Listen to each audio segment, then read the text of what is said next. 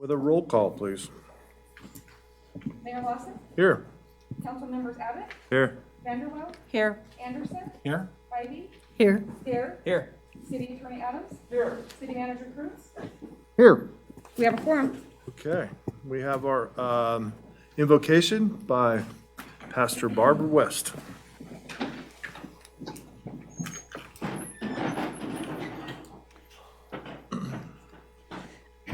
Would you bow your heads with me in prayer?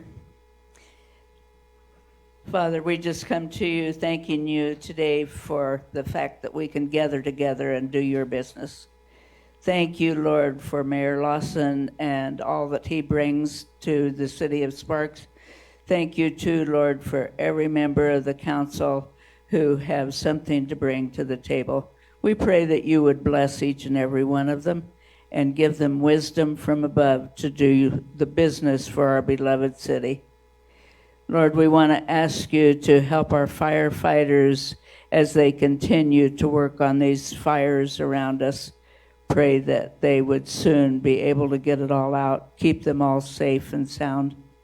We also pray for our first responders and our police force. Bless them, Lord, and help them to continue to be strong and courageous. Thank you for being here at this meeting, and we pray that your will and your business will be done. In Jesus' name, amen. Mr. Abbott, will you lead us in the pledge? Yes, sir. Please join me in the Pledge of Allegiance. I pledge allegiance to the flag of the United States of America and to the republic for which it stands, one nation, under God, indivisible, with liberty and justice for all.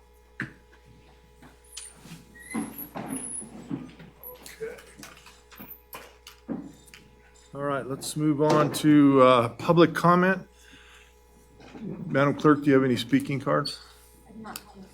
Okay, anyone in the audience wishing to speak at this time? All right, we'll close public comment and move on to approval of the agenda. Ms. Spivey. Sorry. Thank you, Mr. Mayor. I move to approve the agenda with the following change. I move to move item 9.4 to after 11.2. So 9.4 after 11.2. Okay, I've got a motion. I gotta see, I gotta get on the right page. I'm going to say second. I'll Yeah. second it. I got a motion by Councilwoman Bybee, a second by Councilman Anderson. I don't have any voting buttons up. Aye, aye, Captain. I don't have anything else. There's motions. We can do like throwback, how we used to do it. All right, well, I'll give you another 15 or move on. Yeah, let's do a voice vote. Okay. All those in favor signify by saying aye. Aye. Opposed? Motion carries unanimously. All right, minutes. Any additions, subtraction to the minutes? If not, I'm looking for a motion. Move to approve? I had a motion by Councilman Dare, Second. second by Councilman Abbott. Abbott? Rivet. Any further discussion? Seeing none, please vote. Aye. Aye. Opposed? Motion carries unanimously. I got to switch in my brain with non-computer use. Okay, up to item 7.1, boards and commissions vacancy announcement, Sparks Police Advisory Committee. Mr. Kreutz. Mayor Lawson, members of the council, for the record, Neil Kreutz, your manager, here to announce 7 vacancies on our newly created Sparks Police Advisory Committee, each for a 2-year term. 3 of the members shall represent diverse or multicultural groups that are reflective of the social and economic demographics of Sparks. 1 member shall be a high school or college student. 1 member shall represent the business community in Sparks. 2 members shall represent the community of Sparks at large. Members shall either be residents of or business owners in the city of Sparks. If selected, members must participate in a Sparks Police Department Citizen Academy and undergo a background check. Applications will be accepted until Friday, August 27th, this week, at 5 p.m. Anyone interested in serving on this committee or any of the other committees in Sparks should fill out a community service application available from our clerk's office Actually, the best way to get to that is to go to our website, www.cityofsparks.us/getinvolved, all one word. Once you're there, click on volunteering for a Sparks Board, Commission, or Committee, fill out the form, and press submit. Thank you, Mayor Lawson. Okay, thank you. Item 7.2, we're going to administer the oath of office for Mr. Ornelas.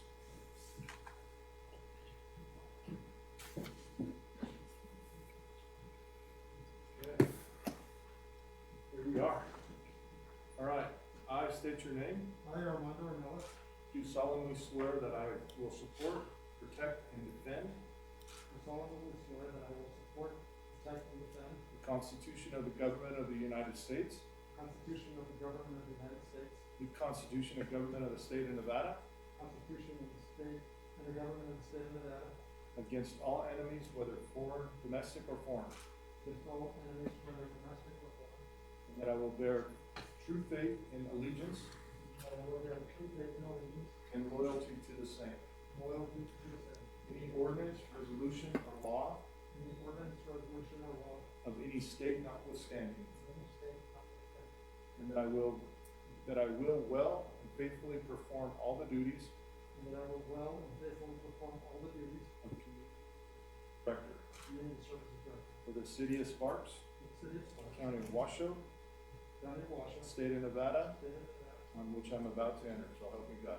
which I am about to enter, so help me God.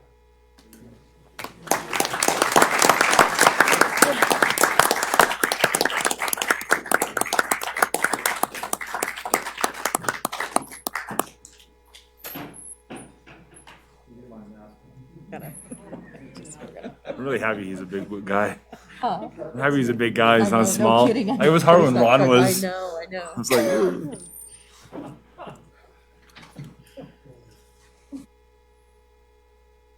Okay. All right, 7.3, presentation, Nevada Humane Society. Ah, gosh, dog. That thing. You're gonna take that It's sucker gonna, out. Gonna have to remove that. yeah, it's gonna take out my kneecap. Test, test. Can you hear me? Yep. Okay.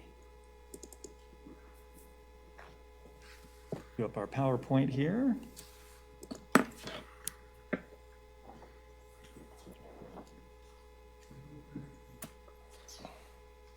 Okay. So good afternoon, Mayor Lawson, members of City Council, staff.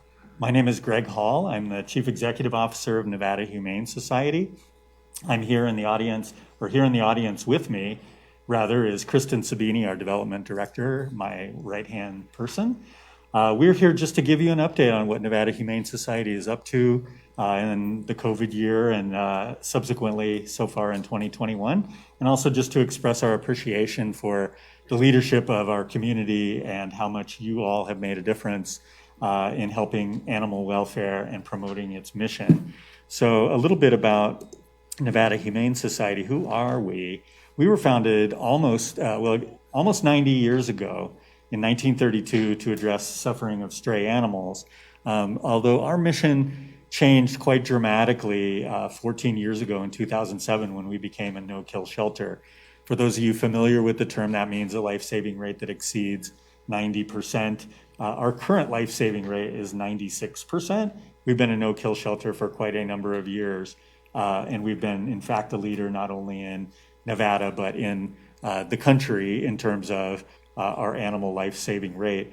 We expanded to Carson City in 2014. We now work on a contract there. So we are one of the fabric in Northern Nevada in terms of animal welfare, but we are a very large player, serving not only the communities of Reno, Sparks, and Carson City, but rural Nevada and beyond. We are the only open admission no-kill shelter in the state. That's our mission. We take the animals that are difficult, that we don't have a choice if they are in difficult condition, if they're suffering from maladies, if no one wants them, we're the ones that take them. We are not the only organization that helps animal welfare in the community, but we are an important player. Most importantly, we do not receive government grants, and we're not affiliated with any national welfare organization, despite our name and the similarity with national organizations. Our mission is very simple. It's to care for pets, find them homes, and save lives. and note that the first part of the mission is to care for pets. First of all, we need animals to be healthy if they are to be adoptable, and that's a main part of our mission. And we'll get to that in a little bit. The vision is that all pets should have a very happy and healthy life. In 2021, well, let me back up. In 2020, we were able to, make it through COVID, much like you all did as city government. It was not easy, but we managed to stay open for the entire year. And that has rolled over into 2021 with a really robust start to the year. We've already adopted over 4,700 animals with 996 adoptions this year in July 2021. And that's in part due to the fact we were able to reopen our shelter to not just appointment-based, but actually walk-in traffic. We're really happy to have been able to do this and remain safe. Like I mentioned, our life-saving rate is 96%. We've also been able to give back to the community. Most recently, we had a drive-through pet food assistance and also human food assistance with Pet Food Bank of Northern Nevada, and we served almost 400 pets in that venture. We have had, although we are a humble organization, we have had a number of accomplishments this year through recognition by third parties. I just wanted to share this, not to brag, but mostly to give thank you to our team. I have a wonderful team that I have the privilege to work with every day. But also mostly this is a reflection of the community. The community is the one who makes these determinations, and they're the ones that support us, and you are part of that community, and we really thank you for your support in this. We have the highest ranking of Charity Navigator in the state of Nevada. We're the only 4-star rated animal welfare organization. We also were voted the best nonprofit, as you can see, for the RGJ Best of poll. And just on Friday, we're going to be attending the NNHRA Best Places to Work event, and we have been nominated in the medium category for 50 to 150 employees. We also have a platinum seal from GuideStar.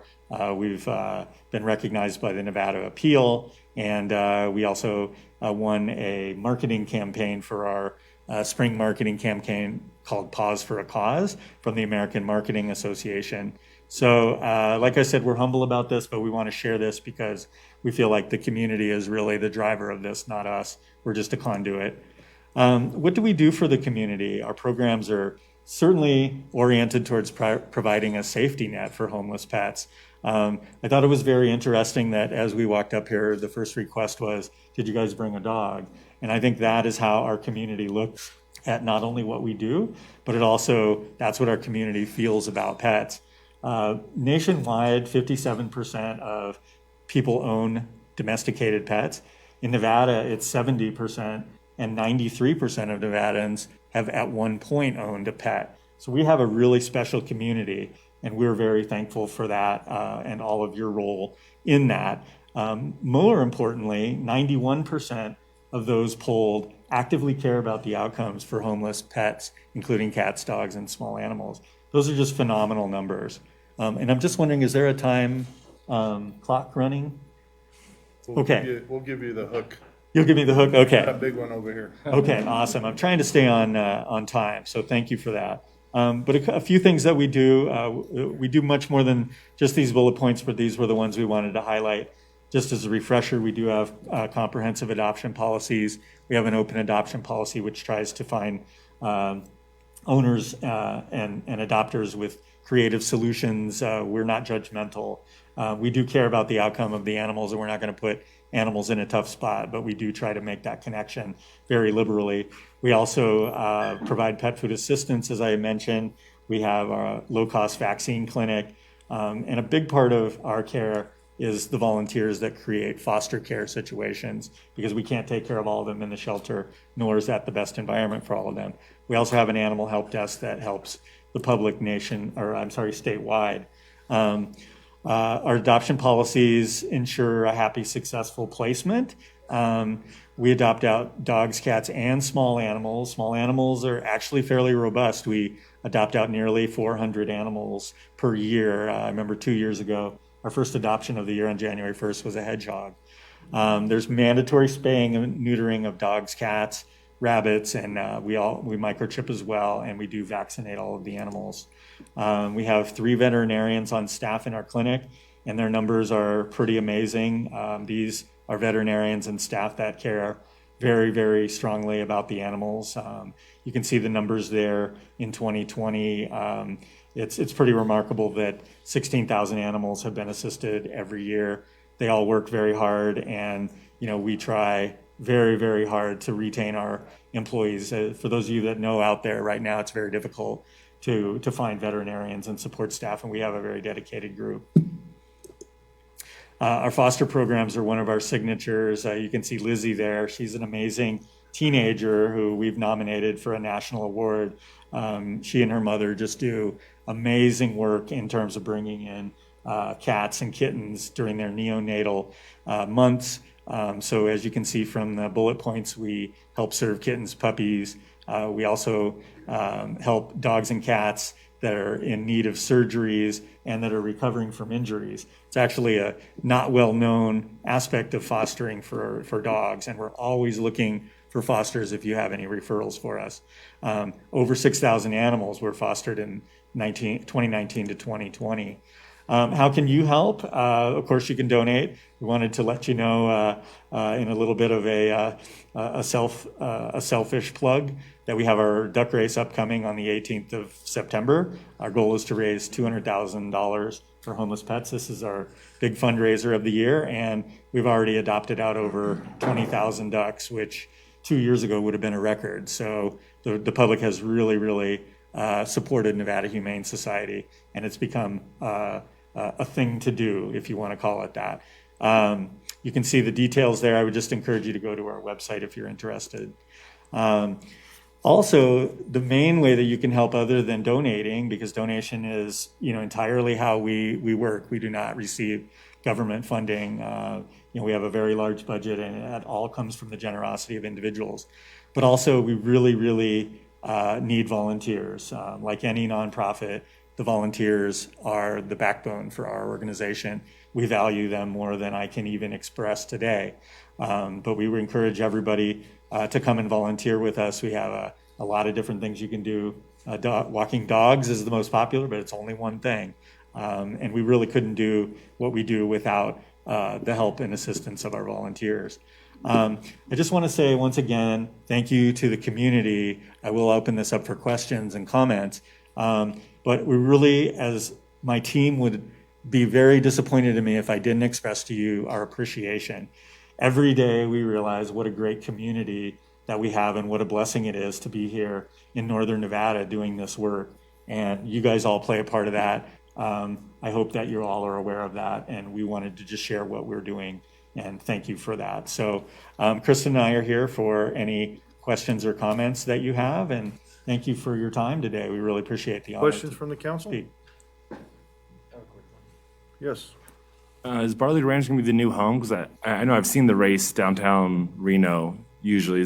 So is Barley Ranch the forever new home, I guess? No, it's not the forever new home. So last year we had to do, because of COVID, we had to do a virtual event. And so we did it at the shelter with an online stream. This year we have to do it just because it would be too burdensome to do it down in the river. We're hoping to go back to the river. Gotcha. Barley Ranch is kind of a hybrid event. So Gotcha. There's going to be a lot of interaction for the kids. We're going to show a movie so we can stay safe, but also not have to worry about having all the ducks go down the river and crowd control downtown. Got it. Thank you. Okay. Mr. Dare.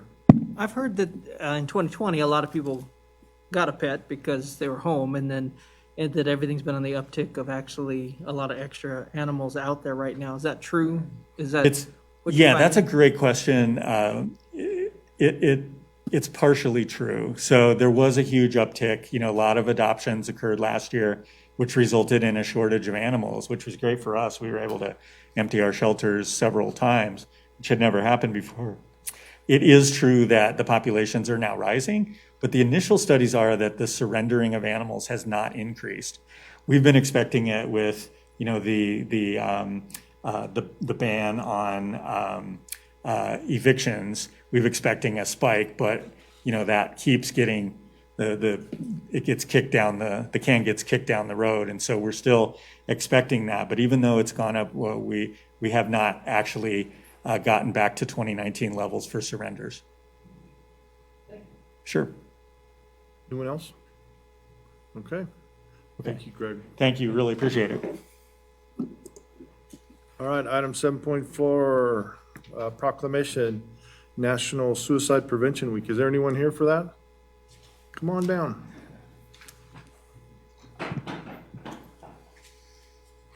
We're going to read the proclamation, then afterward, we'll give you a few minutes to talk. Okay, so have a seat right there. Paul? All right. Whereas suicide remains the 10th leading cause of death in the United States and the second leading cause of death among individuals between the ages of 10 to 34, and whereas in the United States, over 47,000 people died by suicide in 2019, and whereas suicide rates have increased 30% over the last 2 decades, with suicide rates finally decreasing 2.1% between 2018 and 2019. And whereas it's estimated that in 2019 there were 1.38 million suicide attempts, and whereas in 2019, suicide was the 8th leading cause of death in Nevada, taking lives of 642 people. And whereas over 90% of the people who die by suicide have a diagnosable and or treatable mental health condition, although often that condition is not recognized or treated. And whereas organizations such as American Foundation for Suicide Prevention are dedicated to saving lives, bringing hope to those affected by suicide through research, education, advocacy, and resources for those who have lost someone to suicide or who have struggled with thoughts of suicide, and urge it that we, 1, recognize suicide as a preventable nationwide state public health problem and declare suicide prevention to be a priority. 2, acknowledge that no single suicide prevention program or effort will be appropriate for all populations or communities. 3, address the disparities in access to mental health for underrepresented groups and advocate for ending those disparities. 4, fund new suicide research to support culturally informed and evidence-based mental health care and services. 5, encourage initiatives based on the goals contained in the National Strategy for Suicide Prevention and the 2017-2019 Nevada Office of Suicide Prevention Action Plan. 6, understand that there is no single cause of suicide and that suicide must often occur when stressors exceed the coping abilities of someone struggling with a mental health condition. And 7, develop and implement strategies to improve and increase access to quality mental health, substance abuse, suicide prevention services, and programs. Now, therefore, Ed Lawson, Mayor of the City of Sparks, Nevada, do hereby proclaim September 5th through 11th, 2021 as National Suicide Prevention Week.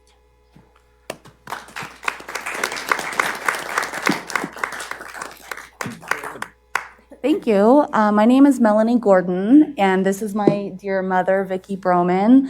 I lost my younger brother in February of 2019, survived by his amazing little girl. I was born and raised here in Sparks and moved away for a while, and through all this crazy hardship, recently relocated back to Sparks and was recently appointed to the board of directors for the state of Nevada for the American Foundation for Suicide Prevention.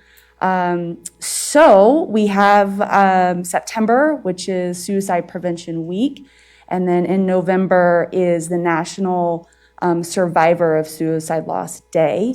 And we just booked with the Sparks Marina our Out of the Darkness walk on May 14th of 2022. I'm local. I'm looking to connect with any of you on the city, our first responders, law enforcement, or anyone here in the crowd. We know we're living through some very trying times. We're looking to do partnerships with schools, veterans, and law enforcement. And as a new board member, I'm really, really proud to represent my city in honor of my brother, Ryan Broman. So thank you so much. Thank you. Yeah. It is definitely something that we have not done very well, is mental health care as a nation, as a state, and even locally. So I commend you for taking that on.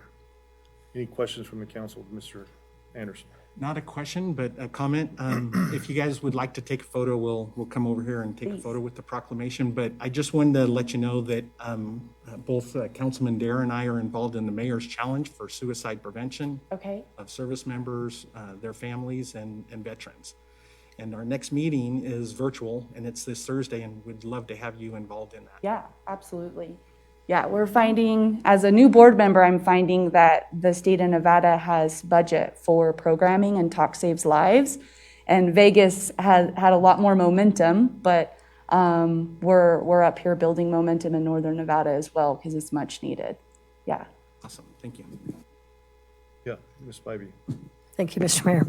I just want to commend you on getting, become part of that board and the work that all the groups, there are a lot of groups with suicide prevention, and I know it just touches everyone across all demographics. You know, I mean, it really, there's probably very few of us who don't know someone, family or friend, someone close to us who unfortunately has committed suicide. And, you know, years ago when my husband's high school friend, after high school, committed suicide.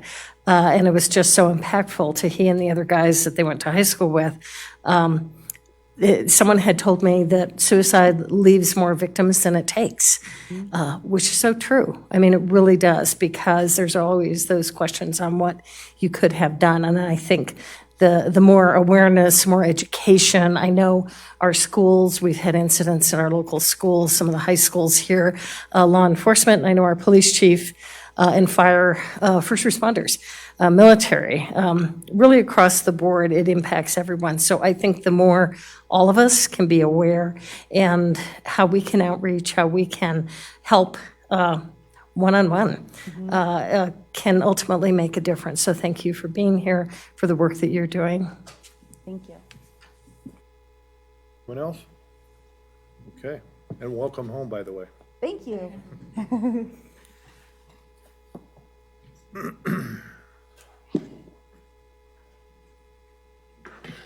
Yes, I was just going to ask you for that.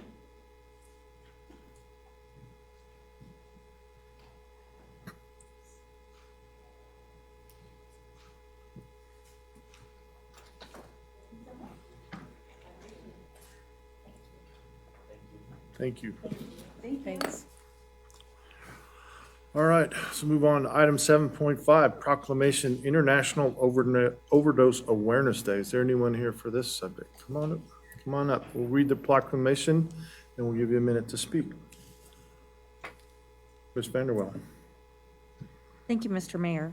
Whereas International Overdose Awareness Day is a global event that is held on August 31st of each year to acknowledge individual loss and family grief for people who have suffered an overdose. And whereas in 2020, there were 916 overdose deaths in Nevada and 93,331 in the United States. And whereas overdoses can result from both legal and illicit drugs. And whereas Overdose Awareness Day recognizes the tragedy of the overdose crisis, allowing us to educate the public about the issue. And whereas Overdose Awareness Day sends a strong message of support to those suffering from a substance use disorder, letting them know they are loved and valued. And whereas International Overdose Awareness Day is an opportunity for all Nevadans to stand beside those who have lost loved ones to an overdose and those who are seeking to recover from substance use disorder. Therefore, I, Ed Lawson, Mayor of the City of Sparks, Nevada, do hereby proclaim August 31st, 2021 as International Overdose Awareness Day.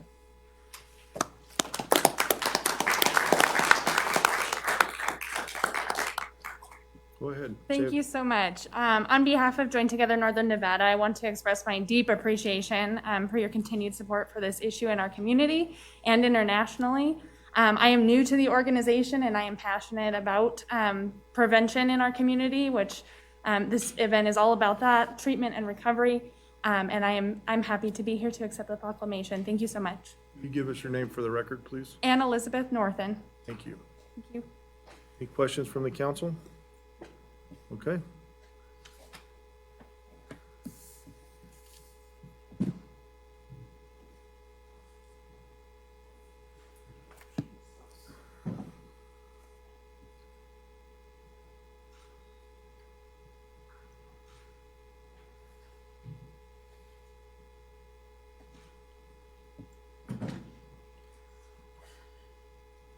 Okay, thank you. Let's move on to consent items. Anybody wish to pull a consent item? If not, I'm looking for a motion. Move to approve consent items 8.1 to 8.3. Got a motion by Councilman Dare. Somebody? Anybody? Oh. Oh, second by Mr. Abbott. C. Okay, we're back up and running again. Any further discussion? Seeing none, please vote. Got to switch right in the middle of it. Motion carries unanimously. All right, moving on, general business 9.1.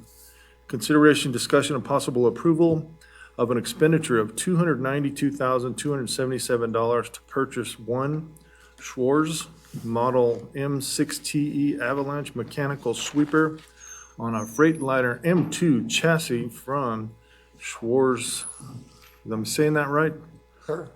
Okay, Schwarz Industries, Inc., utilizing Sourcewell contract number 122017-SWZ from MME Equipment. Mr. Corman. Mayor Lawson, members of the council, Ron Corman, for the record, and for those of you who don't recognize me anymore. I am before you today to ask for your approval. Can we pull this screen up? To purchase a new sweeper. As you mentioned, we would be purchasing this sweeper from Schwarz / MME Equipment as their distributor using a Sourcewell contract. This is an item that was on the fiscal year 22 vehicle and equipment replacement program. So we had budgeted $360,000. This may look very familiar because just a few months ago, we were before you to purchase a very similar vehicle, identical. And that was in the fiscal year 21 budget. And this one is in the fiscal 22 budget. And the company was good enough that when we purchased the last one, we negotiated to actually purchase the two. And so we were able to get the pricing on this unit the same as the last unit. The sweepers in the city of Sparks, as you know, are an integral part of the maintenance that we do. They serve several functions. We obviously, after snow events, we're out there picking up the sand so that we can meet the EPA guidelines.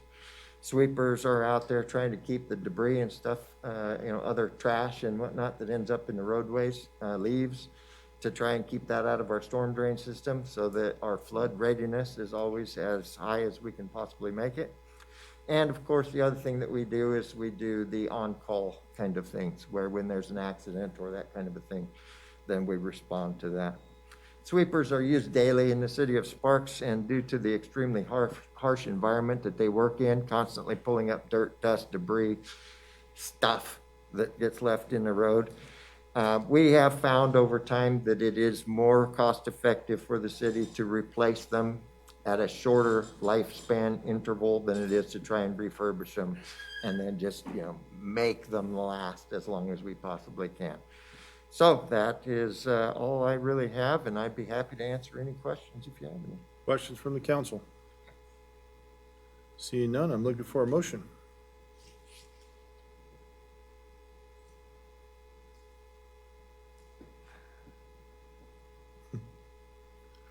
Mr. Anderson.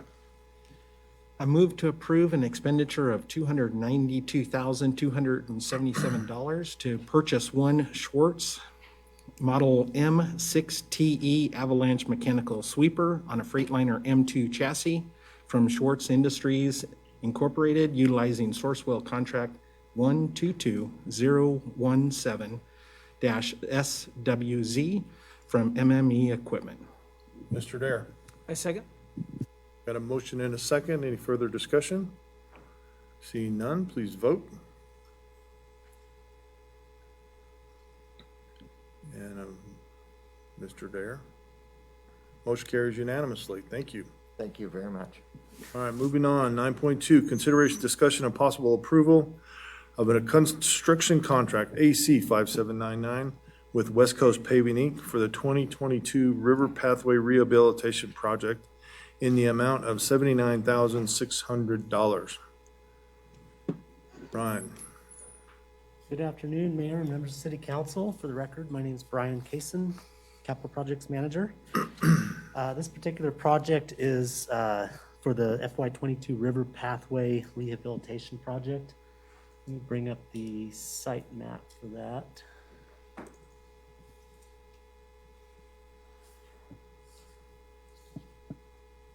There we go. Every year, staff goes through and assesses the pathways, basically throughout the city of Sparks, but primarily along the Truckee River pathway and then along Sparks Boulevard, where the North Truckee Drain runs along there, and we have additional bike paths.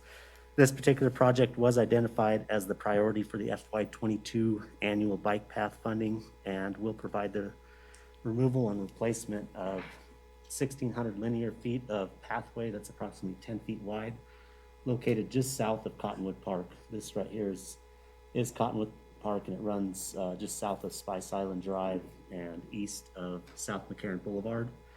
The project was informally quoted with 3 contractors. 2 of them submitted quotes, and the third one was non-responsive. West Coast Paving provided the low quote at $79,600, and that does include a $10,000 force account for any unforeseen items that may come up throughout the project. And then ultimately, staff recommends council approve the quote provided by West Coast Paving in the amount of $79,600 for the 2022 River Pathway Rehabilitation Project. With that, I'd be happy to answer any questions you might have. Question from the council? Seeing none, I'm looking for a motion. I'll make a motion. Got a motion by Councilman Anderson, I'll second it. Oh, never mind. I don't. I we will, got a but- second by, we're gonna have to change it. Okay, are we reading the motion so we know what we're... Yeah, I'll read the motion. If you're ready, please. Move to approve the construction contract AC 5799 with West Coast Paving Incorporated for the 2022 River Pathway Rehabilitation Project in the amount of $79,600. Grab it. I'll second it. We got a motion by Councilman Anderson and a second by Councilman Abbott. Any further discussion? Actually, if I could just ask a question. You can. So our city streets are graded by staff and an independent company to determine when they need to be repaved. How does it work on that path? Do we do the same thing as far as putting it on a scale, or how do we do that? We don't scale it in the same method. We do bring in similar or the same staff that would be performing those same,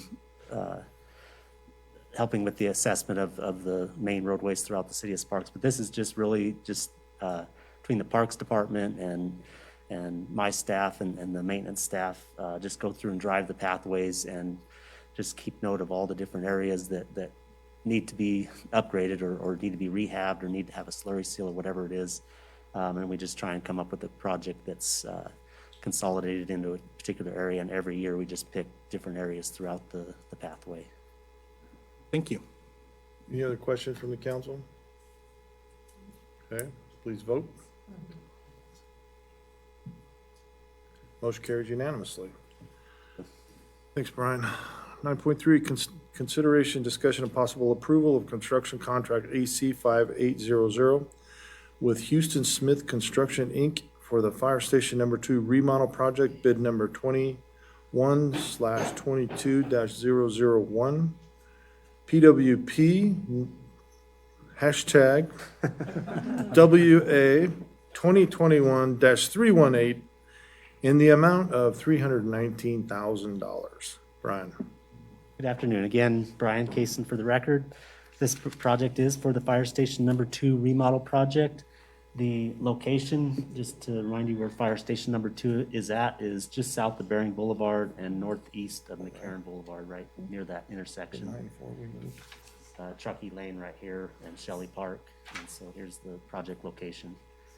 And then the actual construction project, just to give you a brief overview of what the contractor would be doing, is they will be removing all these partition walls in this area here and redoing the existing dorm room areas to make them just more efficient. They'll be updating the existing bathroom that has not been updated since basically 1974 when the building was constructed. They will be enclosing this open patio to accommodate a new ADA restroom, which also includes an ADA shower. And then this accomplishes several things, but ultimately it makes it more efficient, a more efficient use of the space, and we'll have a larger living area, larger dorm room area, more basically storage, and then have different areas. The showers will be basically have doors on them so that somebody can be using the shower while somebody's in there brushing their teeth or whatever. So ultimately, and we'll be replacing the carpet with new luxury vinyl tile, which is just way more durable and easier to maintain and clean, and then replacing the existing lighting with new LED lighting. The project was formally bid with 5 contractors submitting bids. Houston Smith Construction did provide the low bid of $319,000. Staff does recommend council approve the bid provided by Houston Smith Construction in the amount of $319,000. And with that, I'd be happy to answer any questions you might have. Questions from the council, Ms. Bybee? Yes, Brian, I was just curious, you just mentioned the ADA compliant bathroom. This isn't, are we required to do that when it's not a public access building? This is just for the fire department and use only by staff. So is it still, is it a legal requirement we have ADA? Yes, because ultimately we worked with the building department on this, and because they can have things like pancake breakfast. This particular facility does not typically have those things, but they can have events that where somebody would need possibly to use the restroom. And so we did have to, if we were going to add a restroom, we did have to construct an ADA restroom for this facility. Okay, I was just curious because I knew probably our firefighters would not need that access, but I didn't know if staff, and that makes sense if we have it open for We things. spent a lot of time discussing that with them, and that's where we landed. Okay. We're required to use it to put an ADA bathroom in this facility. Okay, thanks for the clarification. Any other questions from the council, Mr. Dare? What happens to our firemen and women who are using that station now? It's a pretty busy station, and all the construction, the bathrooms are shut down and things of that fashion. I've been working with the staff there, and ultimately during the day, they are going to be working out of fire station number 4. And then at night, they'll be, I'm sorry, at night, they'll be staying at fire station number 4. During the day, they'll still be working out of this station, but there's actually a workroom and several other rooms on the other side of the bays here, where they can actually do their day-to-day work without it affecting them, without the construction. We're comfortable affecting getting to our numbers and everything we got to do, them. Yeah. moving that for a time. Okay, Yeah. thank you. Anyone else? Mr. Abbott? How long do we think it'll take for the project to? It's scheduled for about 3 months. We'll see how that goes. I mean, it looks like we're going to make sure every component that has any lead times or anything like that is in before we start construction, so we don't end up with any snafus like that. But that way, once they get in there, I mean, they'll be able to, especially since the staff will be able to not have to stay in this facility. That'll help the contractor to get through this thing a lot quicker, so that they can just get in there and get it done very quickly. So we're hopeful that we'll do it in less amount of time than that, but that's what we've got it scheduled for. One more question, if I may. Do we have any other stations that have the partition for the walls for the bedrooms? It's just station 2, right? This Or is for the station dorms? 2. No, other dorms have the partitions between the bedrooms. Like all the way up? Yes, yeah, this is. Or not, I mean, because this one's not all the way up Let the right chief now. explain all that. Yeah, so when, Excuse excuse me, Jim Reed, Fire Chief. Thank you. It wasn't formal, so I had to get in the mode. And so, yeah, like Brian said, this hasn't been redone since it was, really created. They did create the walls, but they don't go to the ceiling. And that was all for the air handling and the sprinkler systems. So, yeah, this is the last one in the city that does not have individual rooms. That's what I thought. That's good. I'm glad to hear we'll have full walls, some privacy. Yep. Thank you. Any other questions from the council? Okay, seeing none, I'm looking for a motion.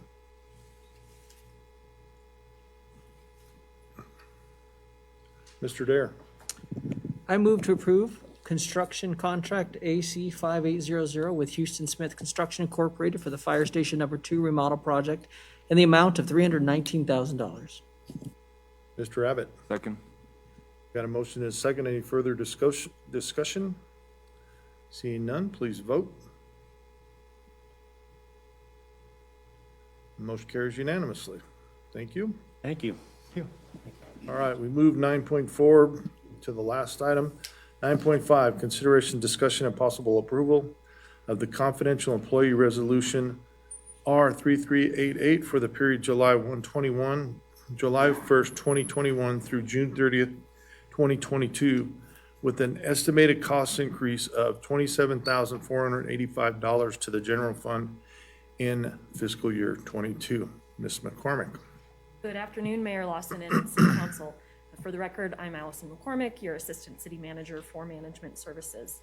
I'm before you today seeking approval of a proposed resolution governing salaries and benefits for the confidential employees group. With your leave, I'll also present this item together with the next two items, agreements with Operating Engineers Local Number 3 or OE3. This update to the confidential employees resolution, as well as both agreements with OE3, includes several key changes that are the same across the board. Each document covers a single fiscal year from July 1 of 2021 through June 30th of 2022. Each document provides for a base pay increase of 3%, half of which may be premium pay to the extent that's allowed under the American Rescue Plan Act for these employees, and to the extent that council decides to use American Rescue Plan funds in that way. Each document also includes changes to how employees may use leave. Specifically, employees would be able to use annual or other types of leave for sick leave reasons if they run out of sick leave. Each document also increases deferred compensation matching to $75 per pay period. And in exchange for that increase, these groups are giving up a couple of things. Specifically, they're giving up a $15 meal allowance when they work 4 or more hours after their scheduled shift. They're also giving up the award of extra personal days if someone does not use their sick leave during the year. If the pandemic has taught us anything, it's that we want people to use their sick leave when they are sick and stay home. So those two items are being removed from both agreements and the proposed resolution. Also in the OE3 agreement in item 10.1, we are proposing to change the name of that bargaining unit from non-supervisory to the more descriptive phrase skilled workforce, as that really better represents what that group does for the city. Anticipated cost increases from these changes for the confidential employees resolution, staff estimates that that will increase costs to the general fund in approximately $27,485. For the OE3 skilled workforce agreement, staff anticipates that will increase costs in the amount of $262,698 to the general fund and $410,351 to all other funds. And then for that OE3 supervisors agreement, staff estimates changes in costs of $38,819 to the general fund and $71,279 to all other funds. I would not be before you today without the help of the city's negotiating team, in particular HR Director Mindy Falk, Senior HR Analyst Jill Valdez, and Budget Manager Wayne Weber. And I also wouldn't be before you today with these documents without the willingness of the OE3 negotiating teams to come to the table, think outside the box, and find solutions that can work for all of us. Staff absolutely recommends approval of all 3 documents, Resolution 3388 and the 2 collective bargaining agreements with OE3. Each item does require a separate motion, and each of the 2 collective bargaining agreements also requires its own public hearing. With that, I'm happy to answer any questions. Questions from the council? Ms. Bybee. Yeah, thank you, Allison. I appreciate the work that you've done along with the labor groups and coming up with, create, like you said, outside of the box for some of it, but really working together. That's important. Just looking at the 3, the OE3 skilled workforce is a much larger number of employees, which is reflected in the difference in cost to the city compared to the other two, correct? Exactly. The confidential employees and the OE3 supervisory units are both quite small. There are roughly 20 positions in the supervisory group and even fewer in the confidential group. Okay. And then the skilled workforce group is, I believe, is the city's largest bargaining unit. Okay, that's what I thought, just looking at the disparity, the discrepancy between the three. Obviously, it's a much larger work group, so that's why the cost would be higher. Yes. Okay, thank you. Anyone else? Questions? Okay, I'm looking for a motion on 9.5.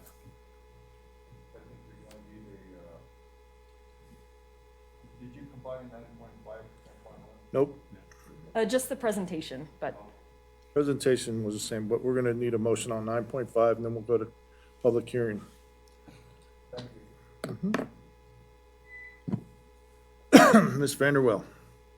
I move to approve the confidential employee resolution R-3388 for the period July 1st, 2021 through June 30th, 2022, with an estimated cost of $27,485 to the general fund in FY '22. Ms. Bybee. I'll second that motion. Okay, any further discussion on this item? Seeing none, please vote. All right, motion carries unanimously. 10.1, do I need to read this one, or will it be in the motion? it would be in the motion, but I'll defer to Mr. Adams if he would like you to read the whole thing. This is a public hearing item. I think it would be prudent to go ahead and read the title, sir. Okay, thank you. Public hearing, consideration, discussion, and possible approval of an agreement AC 5795 between the City of Sparks and the Operating Engineers Local 3 Skilled Workforce Unit for the period of July 1, 2021 to June 30, 2022, with an estimated cost increase of $262,698 to the general fund and $410,351 to all other funds in FY '22. Any questions or comments? All right, this is a public hearing. I'll open it up to the public. Anyone wishing to speak to the public at this time? I'm tongue-tied. Okay, none, we'll bring it back to the dais, and I'm looking for a motion. Ms. Vanderwell. I move to approve the agreement AC-5795 between the City of Sparks and the Operating Engineers Local Number 3 Skilled Workforce Unit for the period July 1st, 2021 to June 30th, 2022, with an estimated cost increase of $262,698 to the general fund and $410,351 to all other funds in FY '22. Mr. Anderson. I'll second the motion. Okay, I got a motion and a second. Any other discussion? Seeing none, please vote.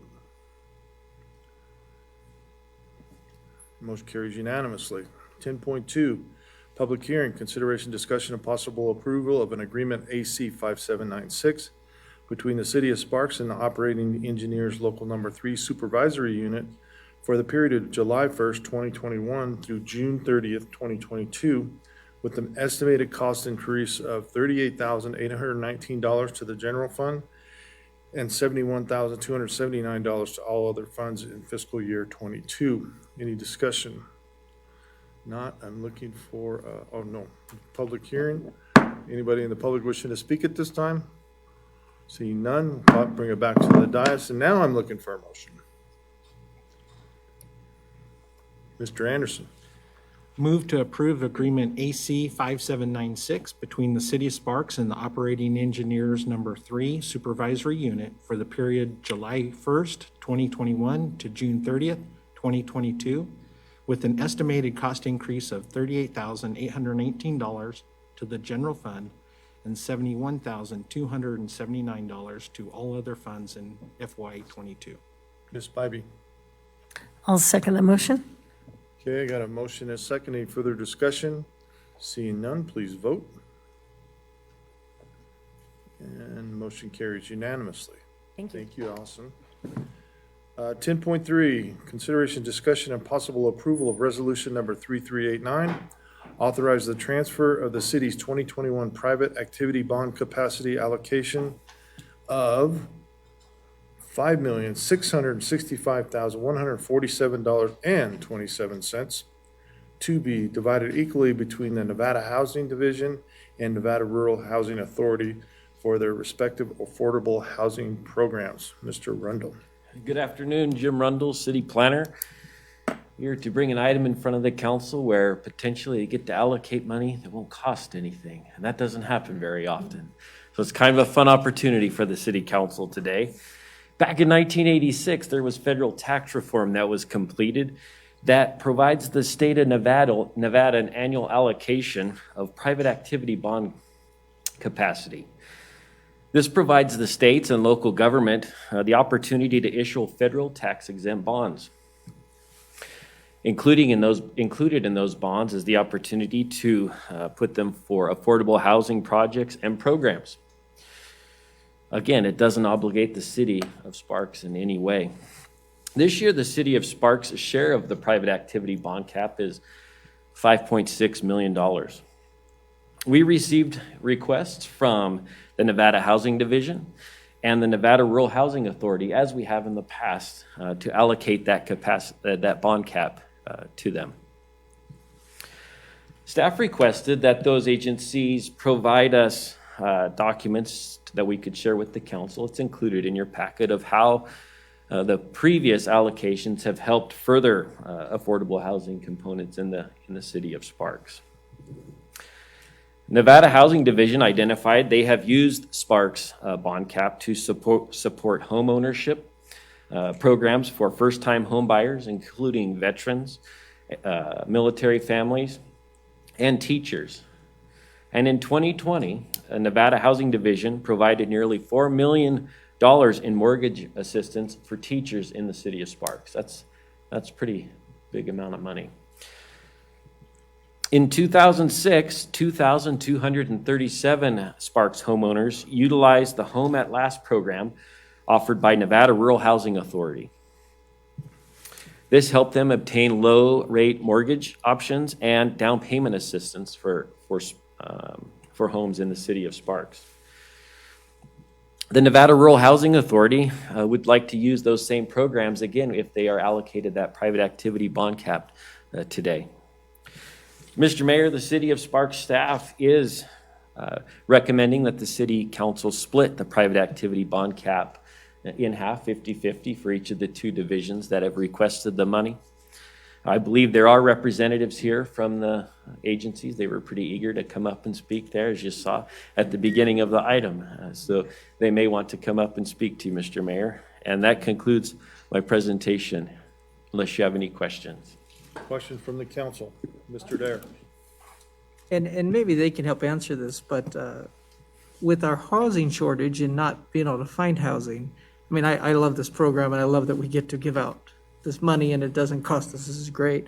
However, if there's no homes or it's difficult to get homes, it'd be just good to understand what this actual, I get the past what happened. We are finding ourselves in a different situation right now, it seems. So how does that fit and where does that go if that's the case? I believe, and the Nevada Housing Division representatives can confirm this, but I believe they do have the option of utilizing money toward multifamily projects too. So they can confirm that, but I think they would be able to answer that further. But there are opportunities for those things too, to increase those housing options. Want to come up and give something to add? You got to do this, maybe.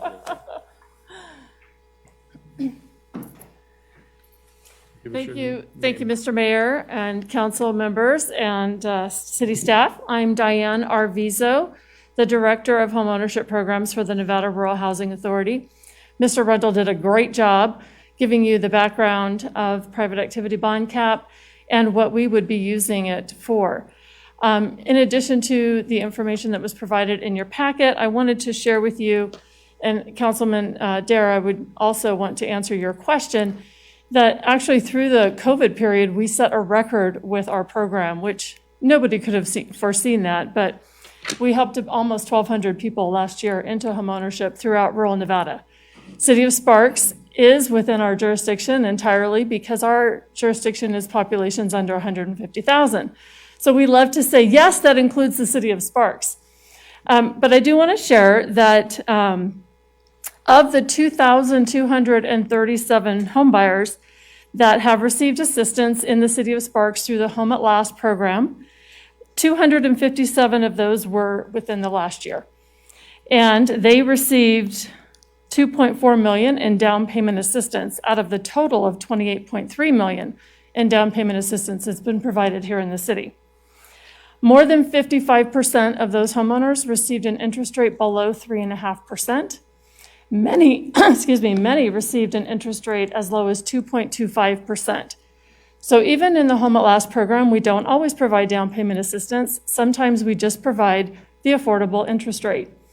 And the borrower's not penalized for their credit score as long as they meet the minimum of 640. So it really opens the door for affordable homeownership for those who are credit ready. They have to meet all the same underwriting guidelines as any other borrower. For the private activity bond cap, specifically, we use that for the mortgage credit certificate program. And what is unique about that, Councilman, is that boosts the qualifying, when the borrower applies for a loan, the tax credit estimate is treated as additional qualifying income, so that boosts their purchasing power. And it lowers their debt to income ratios, which is important for those who might have student loan debt. So the MCC is actually added on to any loan that they're already getting as long as they qualify. So that really opens the door for people who might not qualify otherwise. So the mortgage credit certificate program, when we use this program with the private activity bond cap, we actually have almost 3 years in which we can utilize that funding. So the point is to keep the program going, to keep it funded and grow it and scale it based on the need in the community. So when times are tight and housing is, there's a shortage, the MCC program does not expire immediately. We have several years that we can get that out into the homeownership community. So we want to collect any unused private activity bond cap so we can keep the program going. We never ask for a transfer if there's another use for the private activity bond cap. That's very important. We always want to support any projects that might be asking for that allocation as well. So I'm here to answer any questions that you may have about the program information that was shared with you or in general. Thank you. Question from the council. Can I just say one thing? I just want to say, we've seen your guys' program over the years, and it's fantastic and helps so many people. So thank you for what you do, and I look forward. Are there any answers you have that you guys think you would say, looking at what's happening in our communities, regional and even statewide, how do we approach this of trying to find homes for a lot of people coming out of college or any of that stuff? It seems like everything's getting priced to this place. So your program's helpful, but is there still more needed? Well, we don't build houses for single-family purchases, so that's something that we don't address specifically. But what we do is educate the home buyers and get them ready for when their opportunity to purchase and stop renting and become a homeowner is ready for them. We actually provide financing for people who earn up to $135,000 in income. And so there's a lot of people who can still afford to buy a home right now, who were not impacted by, furloughs or anything like that. They may have to purchase a little further out, but a lot of people are looking at a creative way to become a homeowner. We finance manufactured homes. We finance 1 to 4 unit properties. So as long as they own and occupy one of the units, we can, there's all kinds of creative ways we can help people get into a home. Also townhomes, which you guys have a few of those here. So the program's very flexible in that regard, but we don't actually build the inventory. So we're more of the supporter and the provider when they're ready and when there is something available for them. Mr. Mayor. Ms. Vanderwall. First of all, I want to thank you for the program. I've used the program because I am a real estate professional, and over the 33 years, many, many times to have people realize the dream of homeownership. And then I was also lucky enough that my daughter and son-in-law were able to use the program to purchase a house. So I want to thank you for everything that you do and for the programs and for the support of homeownership. Thank you, Councilwoman. I appreciate you sharing that, and congratulations to your family. All right, any other comments from the council? Seeing none, I'm looking for a motion. It does not say it's a public hearing. Is it a public hearing? Madam Clerk? Yeah, it's under. All right, we'll open it to the public for comment. Can't hurt. Seeing none, bring it back. Now I'm looking for a motion. Ms. Vanderwell. I move to adopt Resolution 3389, authorizing the transfer of the city's 2021 private activity bond capacity allocation of $5,665,147.27 to be divided equally between the Nevada Housing Division and Nevada Rural Housing Authority for the respective affordable housing programs. Mr. Anderson. I'll second the motion. Any further discussion? Seeing none, please vote. And motion carries unanimously. Thank you very much. Thank you very much. We appreciate the City of Sparks for your partnership. Thank you. All right, item 11.1, public hearing, consideration of possible approval of a final planned development handbook, Kylie Ranch North, Phase 11, for a site of 15.82 acres in size, generally located east of David Allen Parkway and south of Windmill Farms Parkway, Sparks, Nevada, APN 083-024-27, in the NUD, New Urban District, Kylie Ranch North zoning district. Doctor. Thank you, Mr. Mayor, members of the City Council. I'm Jonathan Cummins from the Planning Division. This request is for the approval of a final plan development handbook for Kylie Ranch North Phase 11. The entirety of the 874-acre Kylie Ranch property is outlined in blue in the exhibit. And for a bit of context, for where we are here, Pyramid Highway runs along the west of the Kylie Ranch North property. This is Sparks Boulevard as it turns into Highland Ranch Parkway, crossing Pyramid. Just northeast of Kylie Ranch North is Pioneer Meadows Plan Development.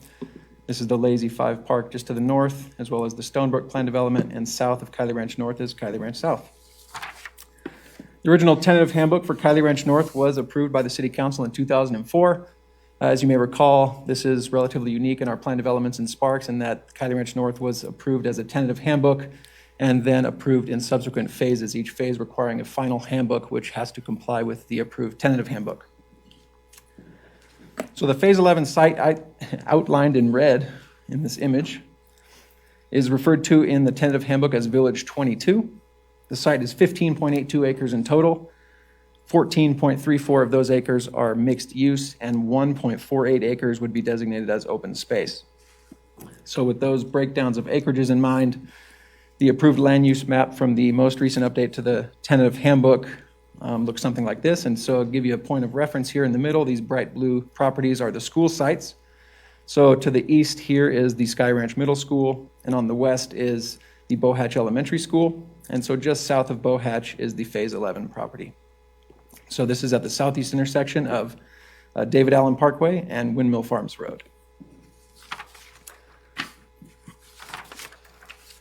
So if we could switch gears a little bit to discuss the land uses associated with the Phase 11 property. The mixed use portion of Phase 11 is obviously broken down into residential and non-residential uses. On the residential side, the required residential density would be 8 to 23.9 dwelling units per acre. So in order to achieve that density, various multifamily uses are allowed there, apartments, condominiums, townhomes, assisted living facilities. Point of interest there is that single-family housing would not be a permitted use in the Phase 11 site. So as you can see in the image, all these yellow properties, these different shades of yellow throughout Kylie Ranch North are the different majority single-family housing phases or villages. And so as we move in towards the Pyramid Corridor, we're moving away from that single-family detached emphasis and moving towards mixed-use, multifamily, things like that. So on the commercial side, this is a list of permitted uses. It's not a comprehensive list, but some of the more common uses that might be anticipated in the Phase 11 site. This list includes office, gym, retail, which would include grocery stores, convenience stores, medical office, personal services, restaurants, and restricted gaming. And for a little bit more depth, through a conditional use permit, these are some of the uses that would be allowed. Drive-throughs, lodging of less than 200 rooms, manufacturing, churches, and civic facilities. Again, the lists aren't comprehensive, but give you an idea of some of the more common commercial uses allowed in the Phase 11 site. And so finally, this will be our last slide.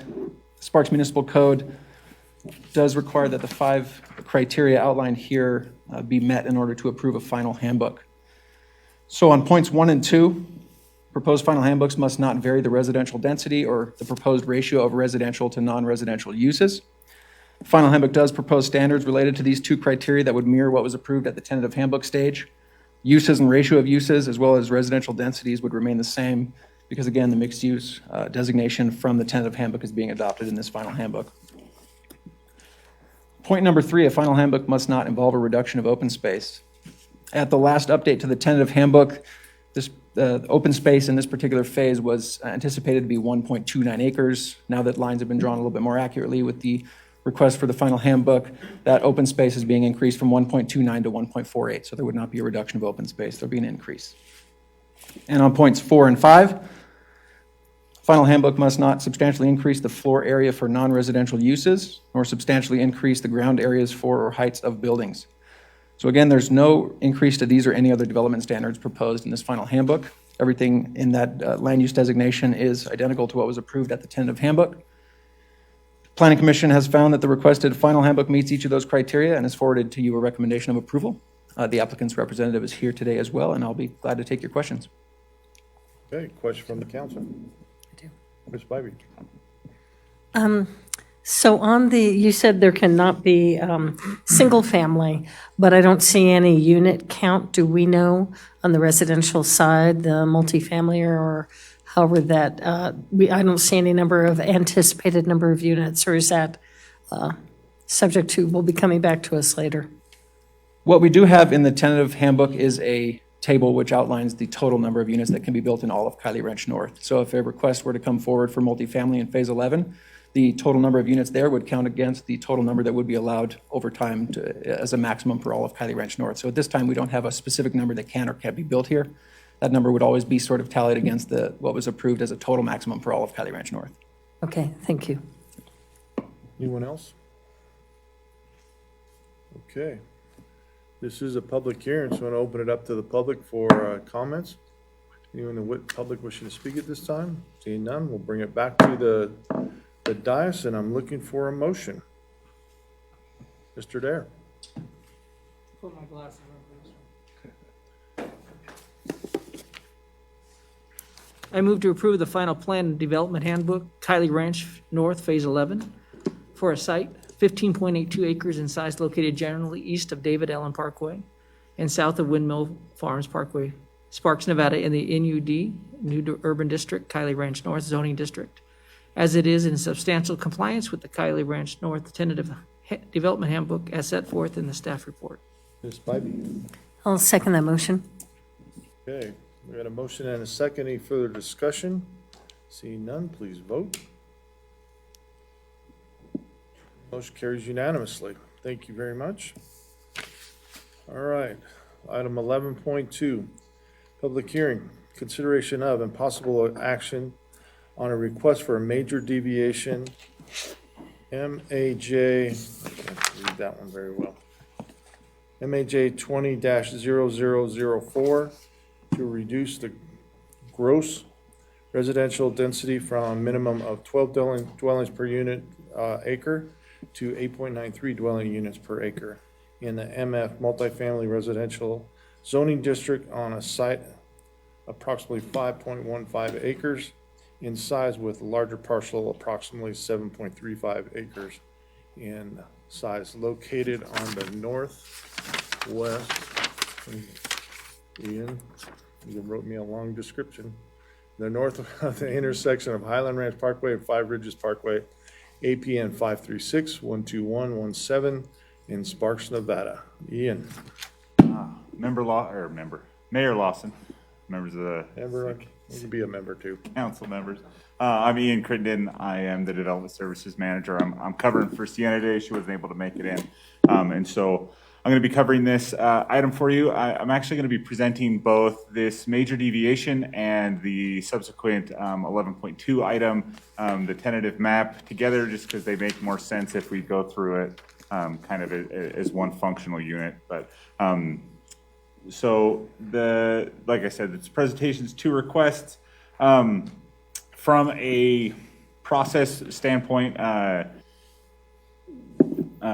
the major deviation needs to have its action prior to the tentative map action. The major deviation also will require a public hearing, whereas the tentative map does not. Typically, the Planning Commission would be the deciding body for major deviations, but because these 2 items are being processed concurrently, it consolidates the requests and uses the longest time frame and approval process. And because the tentative map is the longer of the 2 and City Council is the decision body for tentative maps, in this case, the City Council is going to be the decision body for this major deviation as well. Okay, so the Five Ridges Village 1B is outlined in red here, just on the north side of Highland Ranch Parkway, just west of the intersection of Highland Ranch Parkway with Pyramid Way.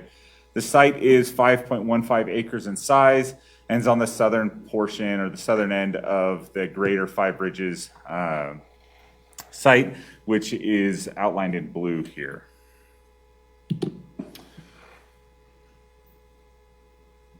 So as proposed, the major deviation request seeks to reduce the required minimum density for this site from 12 dwelling units per acre, which is the minimum dwelling units per acre or minimum density in the MF2 zoning district, to 8.9 dwelling units per acre, which is a 25.6% decrease. Major deviations can allow deviations from 10 to less than 50%. So it does fall inside of that window.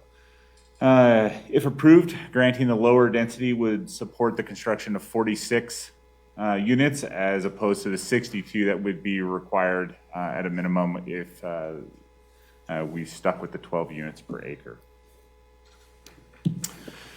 The tentative map request proposes 46, a 46 lot duplex subdivision with lots arranged in 23 2-unit buildings.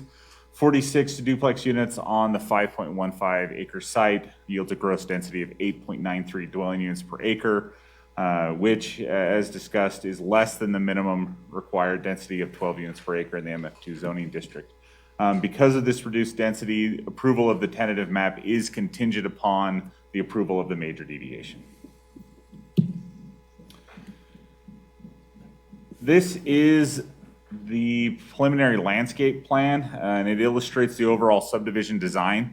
Primary access will be from Highland Ranch Parkway, and there will be a emergency secondary access that'll go off of the site and connect to Five Ridges Parkway. Sidewalks are proposed on one side of the street. You can see them here kind of outlined on the south side of the development, and they'll connect to the Five Ridges Parkway via that emergency access road.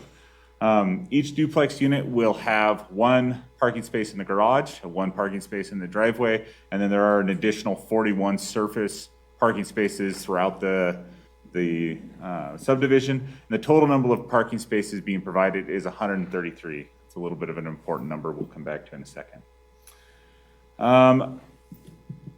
So this is the preliminary building elevations for the proposed duplex unit. As you can see, there are a mix of, or an anticipated mix of 1 and 2 story units, each with a 1-car garage. The preliminary floor plans show both 2 and 3 bedroom units. Code requires that 1 parking space per bedroom for duplexes.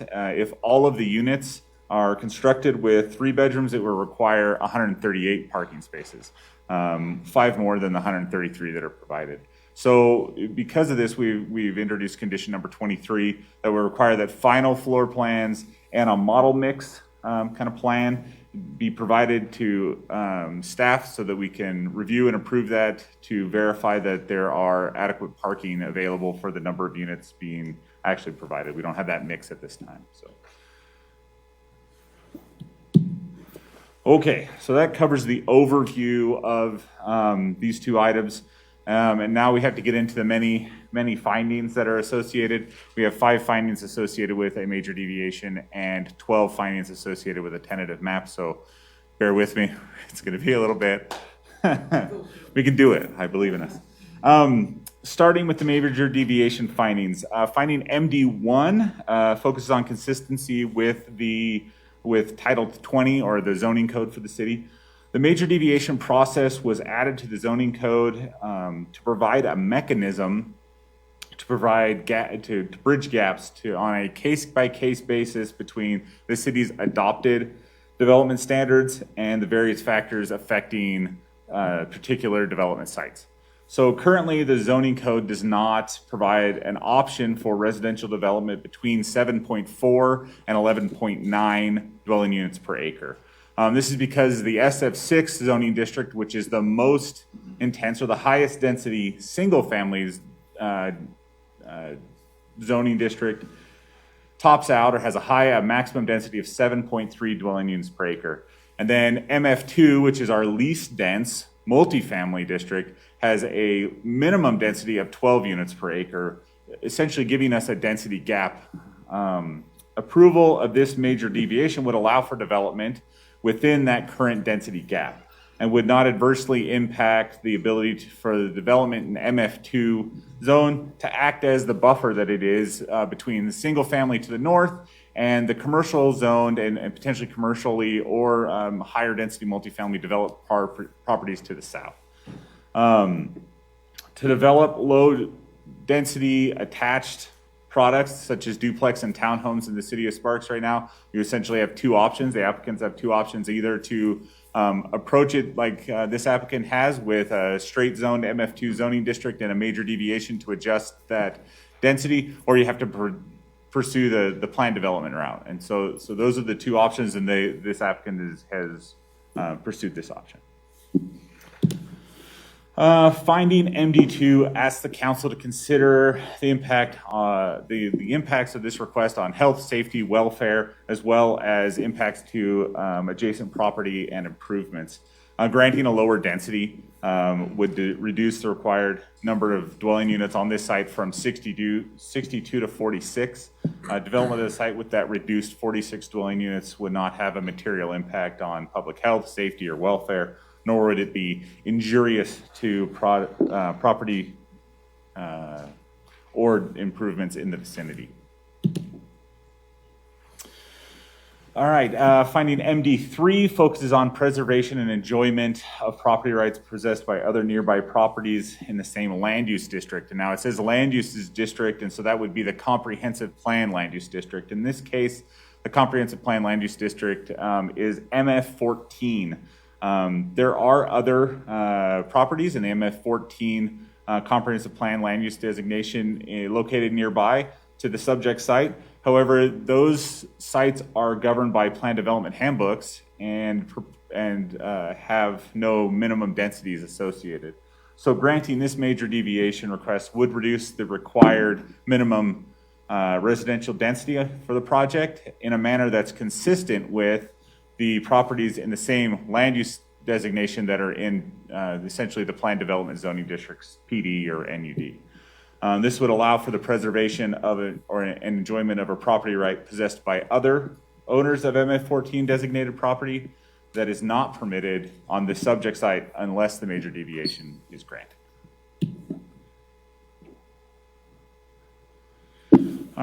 Finding MD4 focuses on whether or not a special privilege is not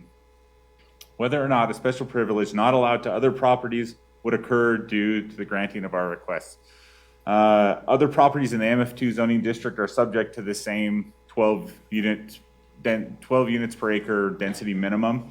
However, they are just as apt and able to apply for the major deviation process, and then based on the details of that request, potentially could be approved as well. So So this doesn't constitute a special privilege to this site.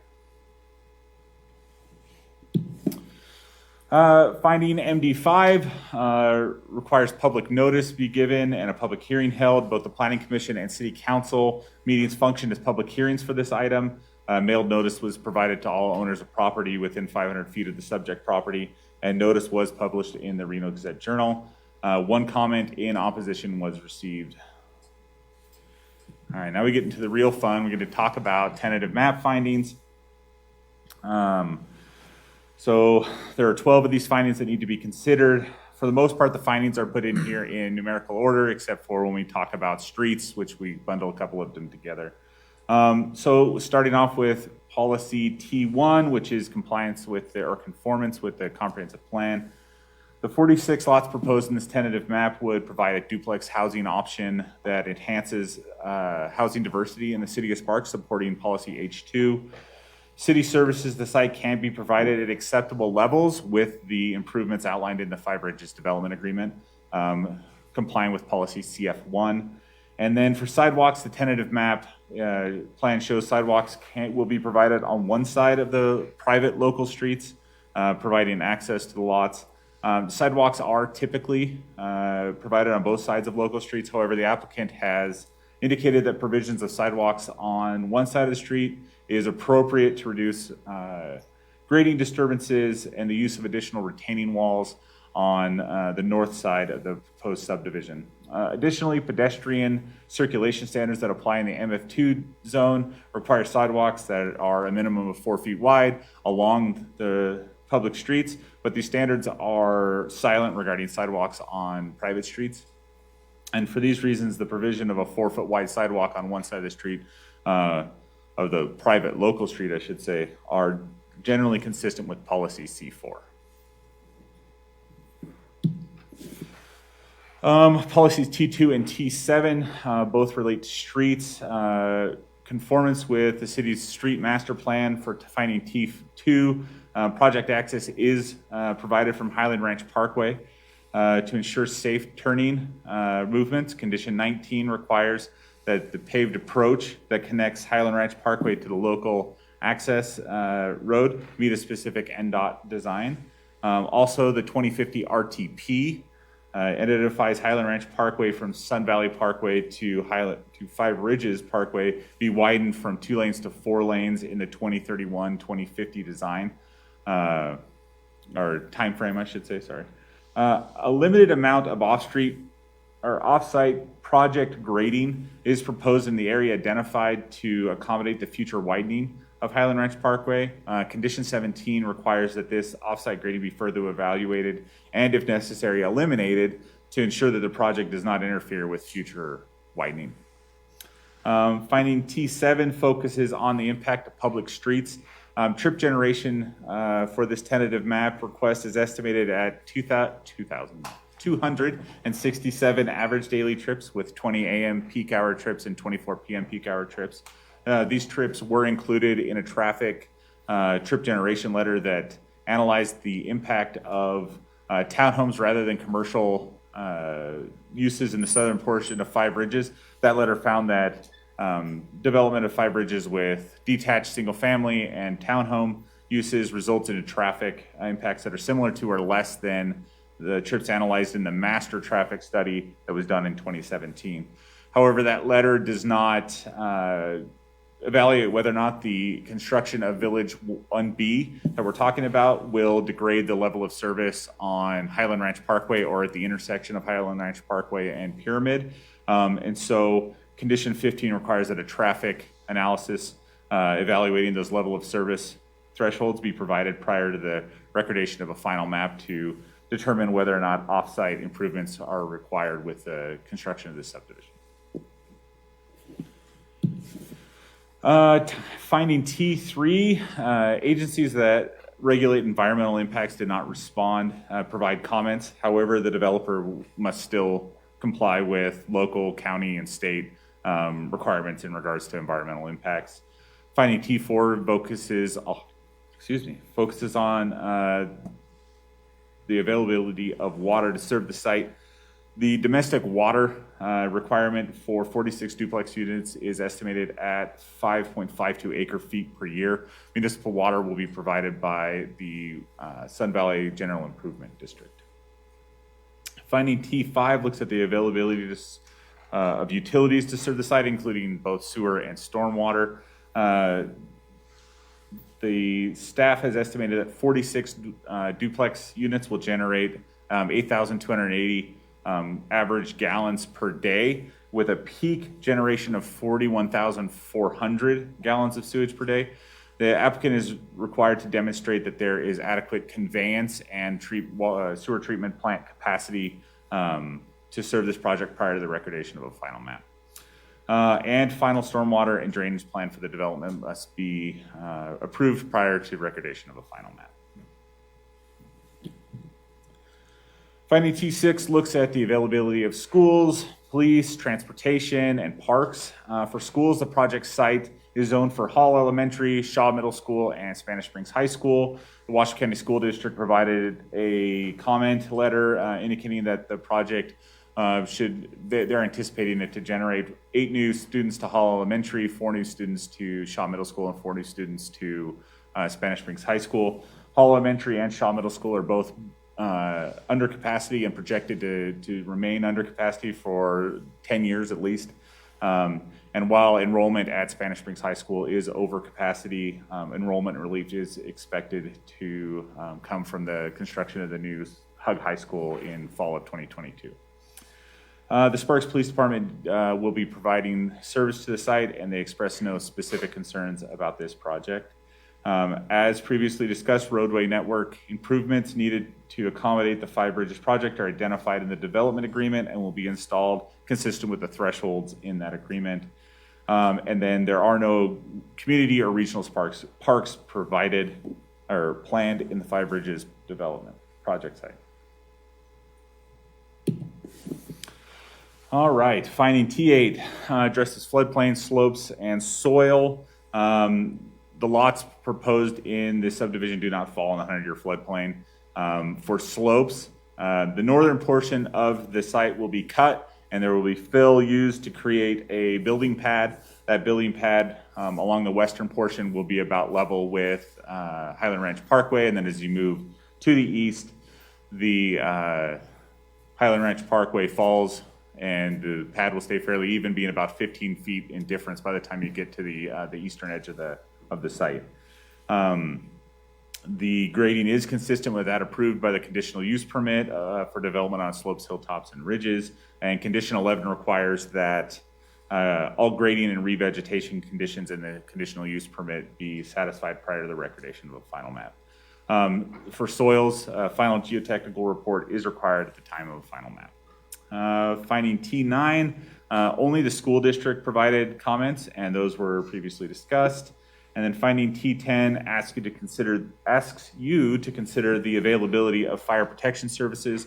Village 1B is outside of the 4-minute travel response time for the Sparks Fire Department, and units must have sprinklers unless the units become within the 4-minute travel response time, which would only come if a 6th fire station were constructed in the right location and within that distance. Finding T11 looks at other impacts identified by staff for this proposal. We've identified parking, community amenities, and fencing.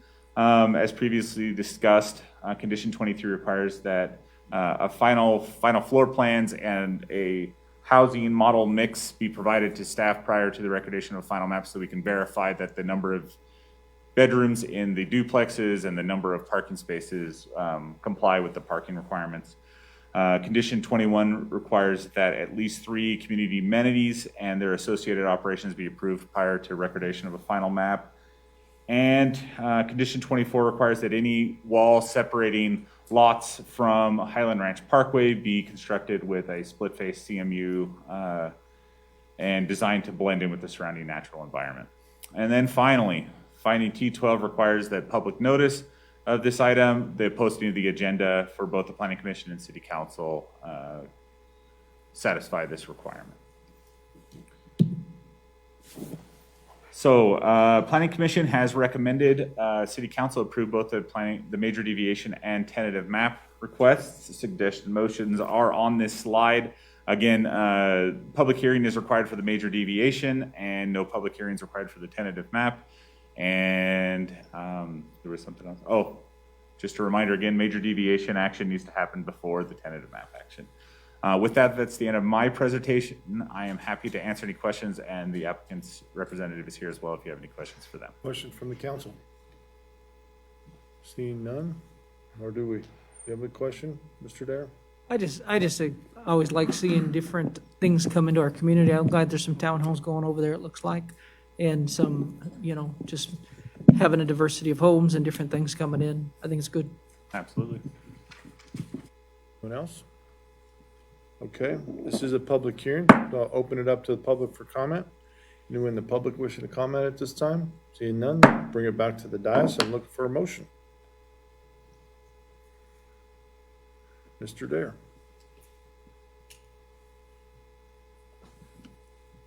I have to take off my mask so my glasses don't fog, so if the governor's coming after me, that's why.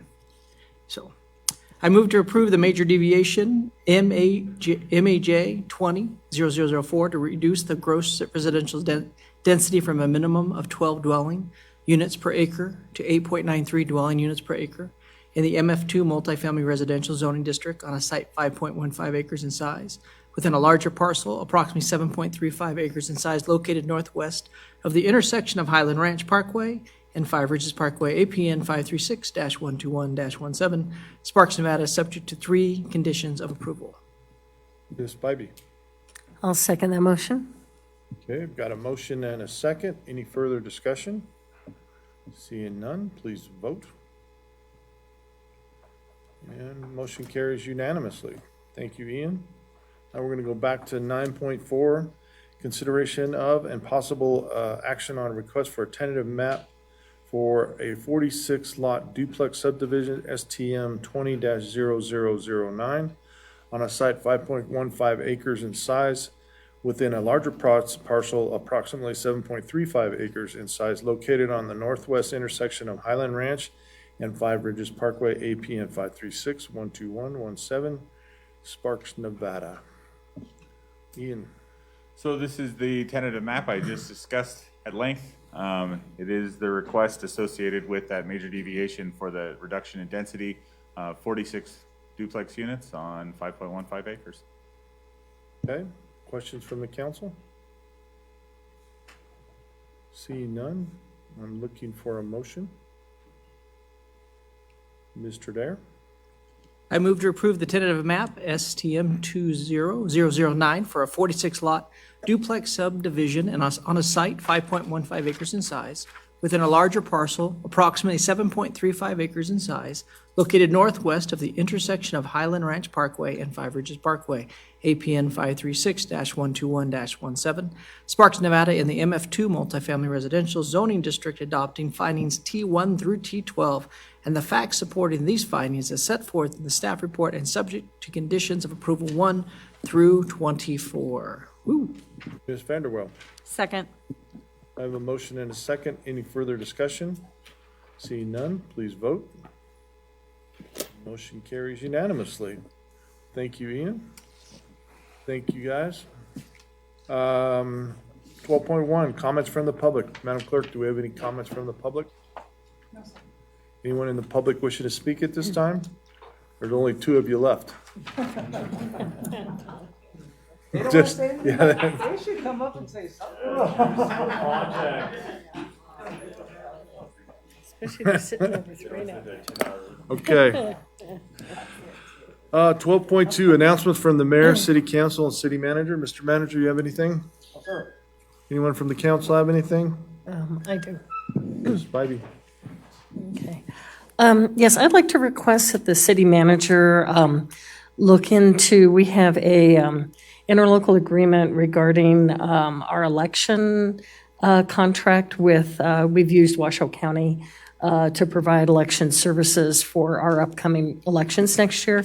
And I would like to have the manager look into, as we look to signing that again, if we can see if the city of Sparks can have a little more involvement in the actual tallying, how we can help the county as we tally votes, because I think we really, there's not any of us in this city or state or country that don't want to have election integrity assured. And I'm not saying Washoe County is not, but I think our residents really are looking to have a confidence in our voting system, and anything we can do to improve that through really more through how do we get involved and work with Washoe County Registrar on that process as we look at our interlocal agreement. So whatever you can find out that we could help make that happen would be great. Thank you, Mr. Manager. Understood, and will do.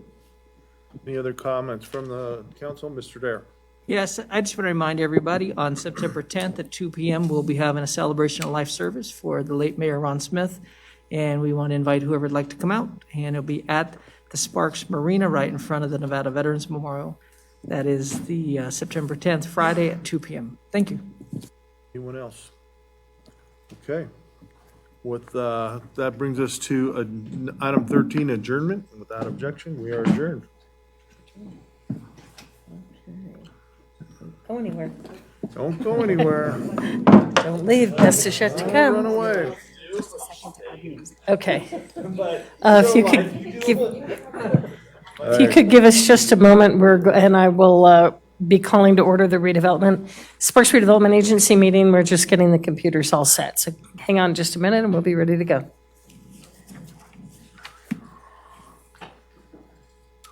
You want me to sign those now? Or are you going to stick through the redevelopment? It's only another 3 hours. Or 3 minutes, whichever comes first. Okay. In the meantime, do you want to practice your public speaking? There's only 1 million people on Facebook watching us.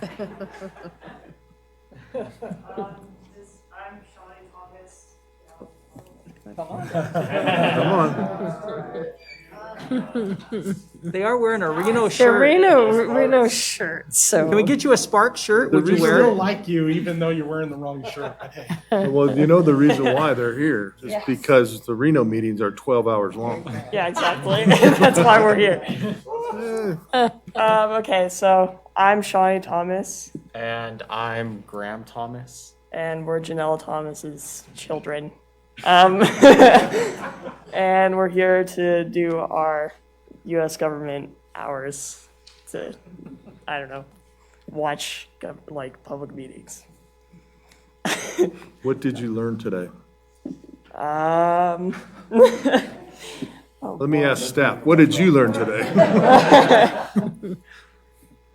I don't know, you kind of go over everything. I didn't realize that you went over, I just hear what my mom talks about, which is just engineering stuff that I don't understand. That boring stuff. I didn't know Humane Society and stuff like that also came in, and the National Suicide Prevention Week, all that. I didn't know that you guys covered that as well. Did you learn anything? I guess I kind of just assumed that everyone had to just stay the whole time, and it was kind of interesting to see that once they're done with their presentation, they can just go, which is kind of nice, I guess. If you don't want to stay for stuff that you don't care about. Okay, cool. Any desire to be a politician? God, no. Huh? Thanks for being here. I think that was a hard no. So are we ready? Okay. So we actually saved you from having to be on camera because we are now, I'm calling to order the meeting of the Sparks Redevelopment Agency on Monday, August 23rd, 2021 with a roll call. Chairperson Baby? Here. Agency Member Lawson? Here. Abbott? Here. Vanderwell? Here. Anderson? Here. Dare? Here. Chief Legal Officer Adams? Here. Chief Administrative Officer Kreutz. Here. We have a quorum. Thank you, Madam Clerk. Item 3, public comment. Do we have any public comment? Unless you do want to speak on camera. No? Okay. Okay, see no public comment. We will close that and move on to item 4, 4.1, approval of the agenda. Do I have a motion to approve the agenda? Ms. Vanderbilt? I move to approve the agenda. Okay, so Agency Member Vanderwell, do I have a second? Second. I have a second by Agency Member Dare. Please vote. Get the vote on this one. Yeah. Okay, motion carries unanimously. Item 5.1. Consideration, discussion, and possible approval of the minutes of the Sparks Redevelopment Agency meeting for July 12th, 2021. Do I have any additions, corrections, or motion to approve the agenda as submitted? Mr. Abbott? I move to approve the minutes for the Sparks Redevelopment Agency meeting for July 12th, 2021. Okay, I have a motion by Agency Member Abbott. Mr. Anderson? I'll second the motion. I have a second by Agency Member Anderson. Please vote. Hey, these guys are distracting me. I know, I'm really having, I've got a loss of control at the other end of the dais here. Okay, motion carries unanimously. Thank you. Item number 6.1. Consideration and possible acceptance of the report of the claims and bills approved for payment and appropriation transfers for the period of June 25th, 2021 through August 5th, 2021. Do I have a motion to approve? Mr. Lawson? I move to accept the report of claims and bills and the appropriate transfers for period June 25th, 21 through August 5th, 2021. Okay, I have a motion by Agency Member Lawson. Second, Mr. Dare? I second that awesome motion you made. I have a second by Agency Member Dare. Please vote. Motion carries unanimously. Thank you.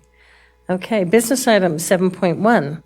Discussion and possible approval of a construction contract, AC 5789, with Garden Shop Nursery Landscaping Division Incorporated for the Marina All Abilities Playground Construction Project Bid Number 20-21-020 PWP WA 2021283 in the amount of $841,707. Mr. Kaysen. Yes, good afternoon. For the record again, Brian Kaysen, Capital Projects Manager. Real quick, That answer. do you have them on here? Dang. Oh, I see it. Never mind. I'm sorry.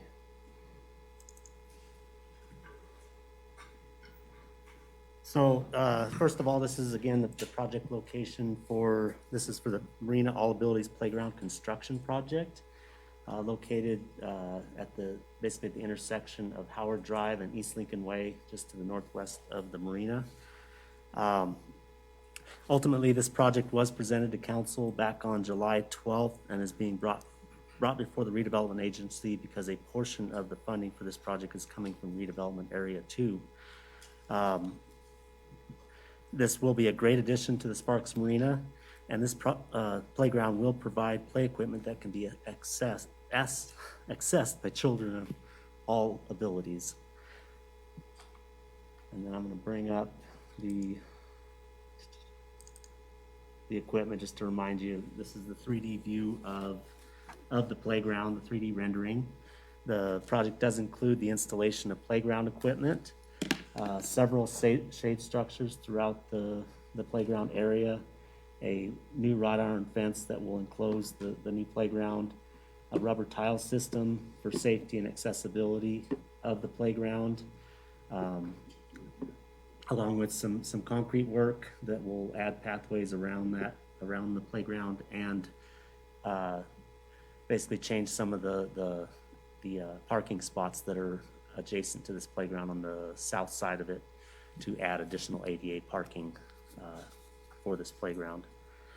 There was funding sources from 3 other grants. Again, from the Reno Rodeo, they graciously are granting $120,000 or donating $120,000 for this project. The Sparks Rotary Club is donating $80,000 for this project. The Osmond Foundation is donating $10,000. And then also we had council-approved funding from Fund 1402, which is the Parks Capital Projects Fund. And then, of course, the additional redevelopment area 2 funding. Staff does recommend council approve the Marina All Abilities Playground project in the amount of $841,707 to Garden Shop Nursery. And with that being the end of my presentation, I would be happy to answer any questions you might have. Okay. Mr. Kaysen, that amount, the $841,707, is construction only, correct? Yes, We've this is- already looked at the equipment, which was a separate item. Yes, it was a separate item. We've actually already ordered the equipment, which used separate funding. That way we can get that going because has about a 12-week lead time. So we're trying to get that going prior to this part of it. So our total cost for the park Is estimate? approximately $1.1 million. 1.1, okay. And time frame? Are we looking November, December for completion? We're looking at hopefully getting it, we're going to verify this equipment as it gets closer to time of it coming in to make sure that it's in or going to be in soon before we start the construction. But we're looking at somewhere in that October to December timeframe to complete the project after summer's over with. There's not as many people there after Labor Day. We've also got of course, the Veterans Memorial that's being constructed in that area. And so we got to take a look at that, how access is going to work throughout that area. Right. Do I have any questions or comments from the council? Excuse me, from the agency. You're an agency now. No additional comments here. And the only other thing I would like to say once again, and we've said this previous meetings, but an opportunity again to thank the community support for this amazing All Abilities Playground. We have Powra Park right now. People come regionally to use, and this will be such an enhancement in a very well-traveled area to make that an All Abilities Playground. And thanks to support from Reno Rodeo Foundation, from Sparks Rotary, and from the Osmond Foundation, is really outstanding to see that cooperative, spirit to put something like this together that's going to benefit not only our community, but our region. So, okay, hearing no other comments, I'm looking for a motion. Oh, I already have one here. Okay, do I have a motion to approve? I'll move to approve, but before I read the motion, I just want to say how excited I am about this project. This is so cool. And yes, we have some community partners that have done fantastic things to make this happen. So looking forward to it. And with that, I move to approve the construction contract AC 5789 with Garden Shop Nursery Landscaping Division Incorporated for the Marina All Abilities Playground Construction Project bid number 20-21-020 PWP #WA 2021-283 in the amount of $841,707. Okay, I have a motion by Agency Member Anderson. Mr. Abbott? I'll second it. Okay, and I have a second by Agency Member Abbott. Please vote. Motion carries unanimously. Thank you. Thank you, Brian. Thank you. Okay, we move to item 8.1, comments from the public. Do we have any comments from the public or anyone who wishes to speak? Seeing none, I will close comments from the public. Announcements from the agency and Chief Administrative Officer. Any announcements? Okay, we'll move on to item 9. We are adjourned. Thank you. Cool.